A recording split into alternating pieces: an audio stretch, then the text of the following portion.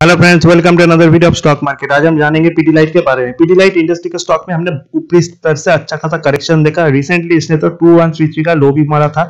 इसका 52 week side 2764 यानी ऊपरी लेवल से ऑलमोस्ट 600 रुपीज स्टॉक करेक्ट हुआ था ड्यू टू वन रीजन।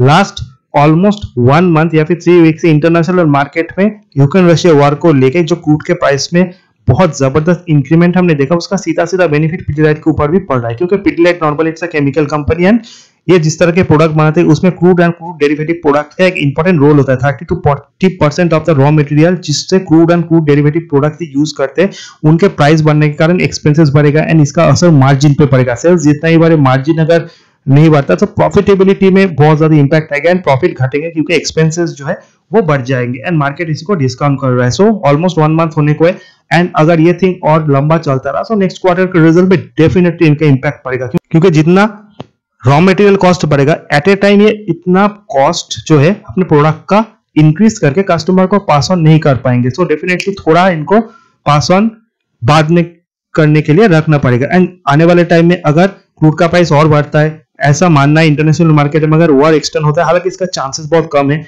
लेकिन होता है, सो $300 तक क्रूड का प्राइस जाता है, सो तब तो बहुत ही डिजास्टर होगा for companies like paints and Pidilite. But अगर ऐसा नहीं होता, क्योंकि हमने देखा है लास्ट 2 दिन में प्राइस जो है वो घटा है, $130 से 110 के नीचे आया है एंड आने वाले टाइम में अगर things will get normal and crude का प्राइस गिरता है, सो डेफिनेटली फिर से स्टॉक में हम बाउंस बैक देंगे। तो जिन लोगों ने 2200 जो इसका एक इंपॉर्टेंट सपोर्ट था वहां पे बाय किया है, अभी आप होल्ड कीजिए, पैनिक में सेल आउट मत कीजिए, बट स्टिक स्टॉप लॉस के साथ स्टॉक को होल्ड कीजिए, क्योंकि अगर सब कुछ नॉर्मल होता है ये बहुत ही जल्द फिर से 26-2700 तक जाएगा। बट अगर लॉन्ग टर्म चलता रहा तो नेक्स्ट क्वार्टर के रिजल्ट खराब आएंगे, there is no doubt on that and ये रेंज पे कंसोलिडेट करेगा 2500।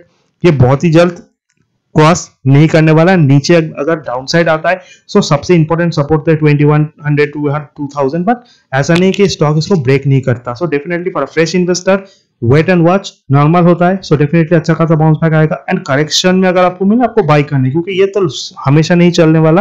बट जब तक एक रिलीफ रैली नहीं आता एंड क्रूड का प्राइस रातों रात फिर से बढ़ भी सकता है, अगर ऐसा होता है आप देखोगे कि कल स्टॉक में फिर से 2-4% का डाउनसाइड हम देख सकते हैं। सो डेफिनेटली स्टॉक को आप देखिए, क्रूड के प्राइस के ऊपर डिपेंड करके इस पर्टिकुलर प्राइस के मूवमेंट को आप ट्रैक कीजिए। अगर हम स्टॉक के और इंपॉर्टेंट चीजों को देखें तो एक टाइम था ये 100 के ऊपर का प्राइस टर्निंग था, एट द मोमेंट 93 का प्राइस टर्निंग है। हमेशा से इसका वैल्यूएशन एक्सपेंसिव है। मार्केट कैप 1,17,612 करोड़ है। केमिकल सेक्टर का number 1 company according to its market cap.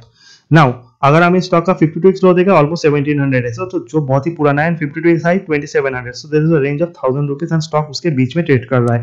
Technicals are very important. Technical में सबसे इंपॉर्टेंट है RSI, relative strength index and money flow index, जो शॉर्ट टर्म में किसी स्टॉक के मूवमेंट को बताता है। 70 को स्टॉक ओवरबॉट होता है, 30 के नीचे ओवरसोल्ड। आरएसआई में इसका स्कोर है 48, एएफआई में 50 है, ओवरबॉट और ओवरसोल्ड जोन के बीच में करेक्ट हुआ, फिर ऊपर की तरफ आया, फिर से थोड़ा गिरा एंड अगर आप रेंज देखोगे 2133 जो इस पर्टिकुलर स्टॉक का 6 मंथ लो है, 1 ईयर लो 1681 एंड ये बहुत ही पुराना लो है। उसके बाद स्टॉक में हमने अच्छा खासा बाउंस बैक देखा। सो 2133 is the 6 month low and high 2764 and अगर आप 1 मंथ का चार्ट देखोगे ऑलमोस्ट 2500 से स्टॉक गिरा। ऐसा नहीं कि बहुत वोलेटाइल है, बट डेफिनेटली ये जो प्रेशर है स्टॉक में हमने लास्ट 1 मंथ से देखा है। 3 मंथ हाई 2764 था।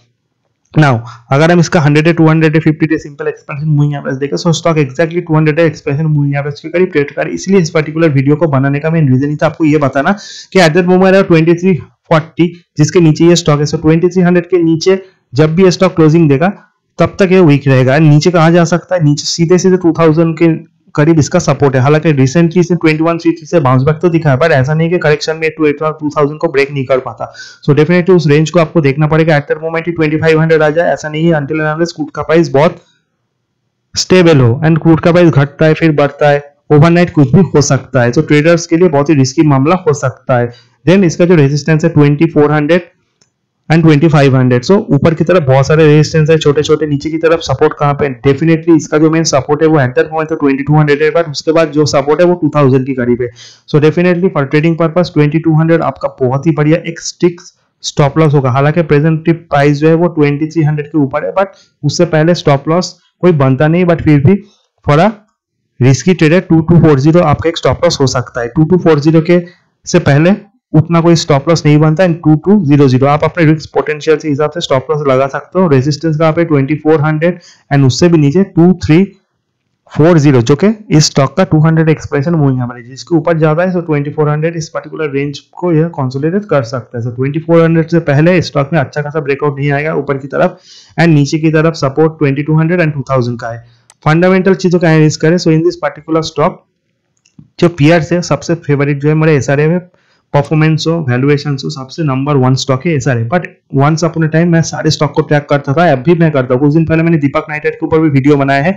हालांकि दीपक नाइट्राइट का स्टॉक भी बहुत ही वोलेटाइल है, बट जिन लोगों ने 1800 1700 में बाय किया है वो तो अभी प्रॉफिट में। So number 1 stock is SRA. उसी के साथ दीपक नाइट्राइट, आर्थ industry, Pidilite and Tata chemical, ये सारे स्टॉक है जिसको आपके रडार पे रखना है for long term investors only, क्योंकि एक टाइम ये स्टॉक बहुत चले थे, फिर कंसोलिडेशन मोड पे, फिर से ये स्टॉक आने वाले टाइम में जरूर चलेंगे, there is no doubt on that. एक ही स्टॉक में आपके जाना है, so SRF is the number 1 choice, and उसके अलावा कोई दूसरा स्टॉक नहीं बनता जिसका परफॉर्मेंस अच्छा है, क्योंकि लास्ट क्वार्टर में सारे स्टॉक के मार्जिन बहुत खराब आए थे, रिजल्ट खराब आए, तो only SRF is the stock जिसका परफॉर्मेंस बहुत ही अच्छा था। बट पीडीलाइट अगर नीचे में मिलता है, क्योंकि हमेशा से क्रूड का प्राइस ऐसा नहीं होने वाला, तो जितना नीचे मिला आपको बाय करना है। जिस दिन आपको लगे कि क्रूड ने टॉप बना लिया है एंड उसके बाद क्रूड के प्राइस में फॉल आएगा एंड सब कुछ ठीक हो जाएगा, ऑन दैट डे आपको पीडीलाइट में बाय करना है। Result is very important. Last quarter के रिजल्ट उतने अच्छे नहीं, क्योंकि सेल्स जो बढ़ा है 2851 करोड़ एंड एक्सपेंसेस 2300, यानी सेल्स का जो फैक्टर है, अगर सेल्स इस पर्टिकुलर स्टॉक का बढ़ा है 2626 से 2851, यानी almost 225 crore, but expenses almost इस पर्टिकुलर स्टॉक का जो है वो बहुत ज्यादा बढ़ चुके हैं, यानी एक्सपेंसेस बढ़ने के कारण प्रॉफिट जो है वो उतना नहीं बढ़ा। 358 करोड़ वर्सेस 375 करोड़, प्रॉफिट से remain same, and on that particular time crude के प्राइस तो स्टेबल थे, यानी बड़े तो थे लेकिन इतने बड़े नहीं थे। सो इन दिस पर्टिकुलर क्वार्टर इनका जो एक्सपेंसेस और भी बढ़ने वाला है, जिस कारण नेट प्रॉफिट घटेगा, मार्केट इसी को डिस्काउंट कर रहा है। अगर नेट प्रॉफिट 300 करोड़ से भी नीचे आ जाए उसमें भी कोई दो राय नहीं है, अगर लॉन्ग टर्म ये चीज चलता रहा। So definitely over the time अगर क्रूड का प्राइस ऐसे ही रहता है, बढ़ता है, सो सारे स्टॉक में हम करेक्शन देखेंगे, सारे मार्केट में करेक्शन रहेगा, सो इसको ज्यादा इंपैक्ट होगा। बट उसका प्राइस स्टेबल होने के बाद भी इसको अच्छा खासा फायदा होगा। So it's a wait and watch kind of situation. अगर सबसे लास्ट में स्टॉक के शेयर होल्डिंग पैटर्न को देखें, प्रोमोटर्स होल्डिंग 70% स्टेक है, एफआई के पास 11%, डीआई के पास 7%, पब्लिक होल्डिंग 11%। सो एफआई का ज्यादा स्टेक है कंपेयर टू डीआई, और पब्लिक होल्डिंग 10% है। सो डेफिनेटली नॉर्मली ये one of my favourite stock थे एक टाइम, एंड स्टॉक हमेशा से एक्सपेंसिव वैल्यूएशन पर था, but it's a kind of company everybody know. But crude का प्राइस बढ़ने के कारण at that moment I am not recommending this particular stock. कितना नीचे मिले उतना ही नीचे बाय करना है, लॉन्ग टर्म के लिए होल्ड करना है, आपको डेफिनेटली फायदा मिलेगा। ये था स्टॉक का एनालिसिस। वीडियो इन्फॉर्मेटिव अच्छा लगे चैनल को लाइक, सब्सक्राइब और शेयर करना मत भूलिए। See you in the next video, till then good bye.